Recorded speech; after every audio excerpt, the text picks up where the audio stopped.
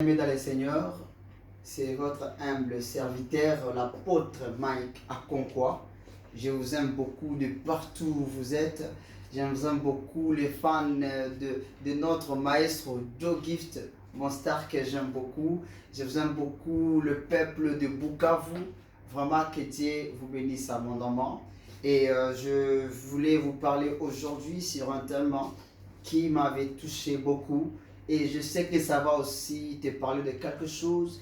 Et dans ces quelques minutes, vraiment, sois attentif et Dieu te parlera. Et mon thème d'aujourd'hui est la clé de la sagesse.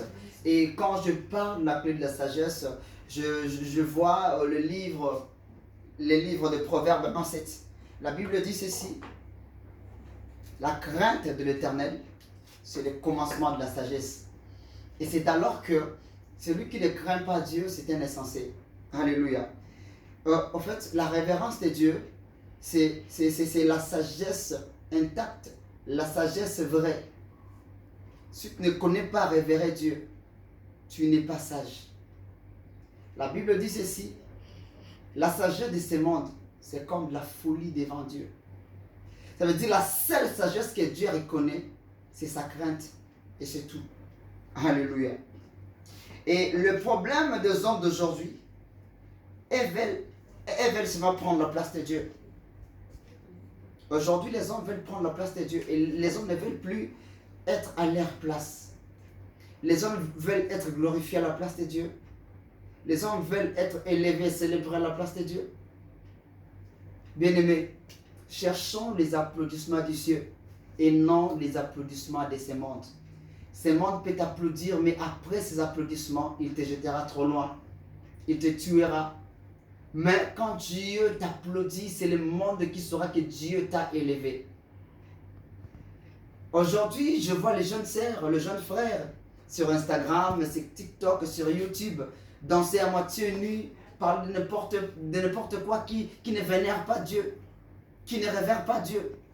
À cause de chercher ces mots de vues, tu peux avoir 100 000 vues, 100 millions de vues. Ça te remporte quoi si tu n'as pas Jésus-Christ? Le monde peut tout te donner, mais il ne te donnera pas la vie éternelle. Tu peux avoir beaucoup d'argent, tu peux avoir bien chanté, tu peux être une personne qui a de l'influence sur la terre. Mais sans Jésus-Christ, tu n'es rien. Un riche sans Jésus, c'est un pauvre. Bien-aimés, cherchons Dieu. La Bible dit dans le livre d'Apocalypse 15. La Bible dit ceci: que celui qui est injuste soit encore injuste.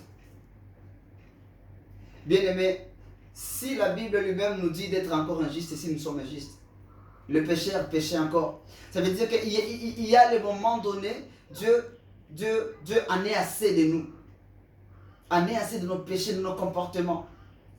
Aujourd'hui tu tombes, il te relève. Le lendemain tu continues. Ça veut dire que tu es un fils de la perdition. Je parlerai aux chantres. Aujourd'hui, les chantres veulent bien chanter, mais ils ne veulent pas chercher Dieu. Nous avons beaucoup de chantres chrétiens et non des adorateurs.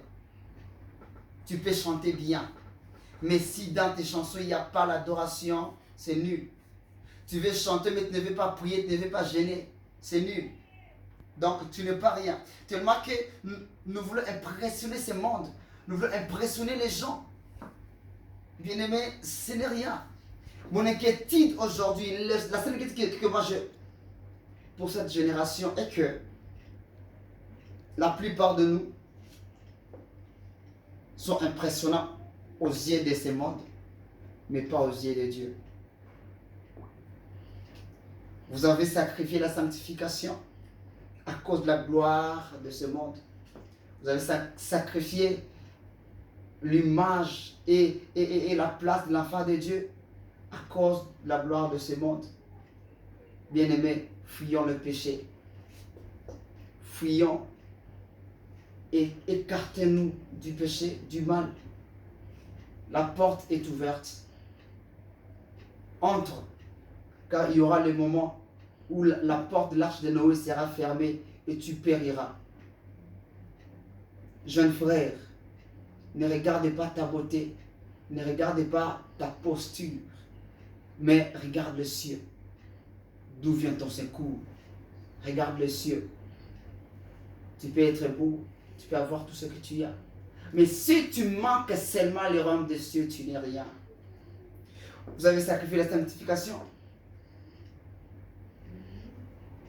Bien-aimés, vous devez vivre pour les acclamations du ciel. Vous devez vivre pour les applaudissements du ciel et non les applaudissements du monde. C'est Dieu qui élève. Ce n'est que la bénédiction de l'Éternel qui enrichit et qui ne se fait suivre d'aucun chagrin. Si le diable te bénit dans les péchés, dans la prostitution, dans les vols, dans l'égoïsme, ça périra avec toi dans le feu éternel. Mais si Dieu te bénit, tu seras béni jusqu'à la vie éternelle, dans la joie avec les anges. Kima Masumu. Laisse le péché, bien-aimé. Moi, j'ai choisi d'abord être saint avant d'être acclamé. J'ai choisi d'abord être sanctifié, être pour la gloire de Dieu avant d'être pour la gloire du monde. Bien-aimé, nous sommes le temps du soir. Jésus revient bientôt et Jésus a besoin de toi. Si tu ne veux plus suivre ce Jésus, tu mourras. Le temps de l'enlèvement nous presse. La vie sur cette terre nous est trop courte. Si tu ne veux pas chercher Dieu, tu mourras avec ce qui mourra dans le feu. Alors à toi de choisir, tu es où? Tu es dans les camps de Dieu ou dans les camps du monde? Vous savez, les occultistes, quand ils s'engagent dans l'occultisme, ils sont avec deux pieds. L'air des pieds dedans. Mais nous les chrétiens, nous qui nous appellent les enfants de Dieu, quand nous engageons dans la chrétienté, nous sommes comme ça. Un pied dedans, un pied derrière. C'est pourquoi la plupart de nous ne sont pas bénis. C'est pourquoi Dieu ne visite pas la plupart de nous. Parce que nous n'avons pas la position chez Dieu ou chez le diable. Ou si kama popo. Popo si ndege si mnyama. Alléluia. Alléluia. Le jour où tu seras là, Dieu ne va pas te demander tu avais combien de véhicules. Dieu ne va pas te demander tu avais combien de membres, de fidèles dans l'église. Dieu ne va pas te demander tu as produit combien de concerts. Dieu ne va pas te demander tu avais combien d'argent.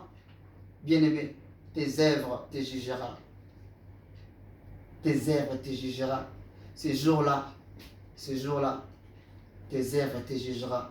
Alors fais-les bien, afin que ce jour-là, tu sois parmi les gens qui vont juger et non qui vont être jugés. Ne t'en fais pas. Le premier enlèvement, ce sera pour les gens qui vont juger, ceux qui viendront au deuxième enlèvement. Et toi, tu seras où? Entre ceux qui vont juger ou ceux qui seront jugés. C'est grave. Apocalypse 3, 20. La Bible dit, je suis sur la porte, je frappe. Celui qui m'ouvrira, j'entrerai, je souperai avec lui avec moi.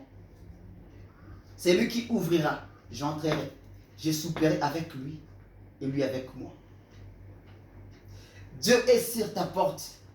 Tu as des culpabilités dans ton cœur par rapport à ce que tu fais, tu n'honores pas Dieu. Laisse, rejette ça, car c'est la mort qui est devant toi. Tu veux la mort, tu le verras. Ne t'inquiète pas, ne t'en fais pas, tu le verras. Moi, je vais son approbation. Je vais l'approbation divine.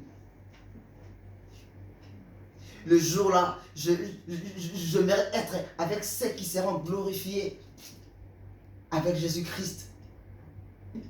Je vais être avec ceux que les anges demanderont.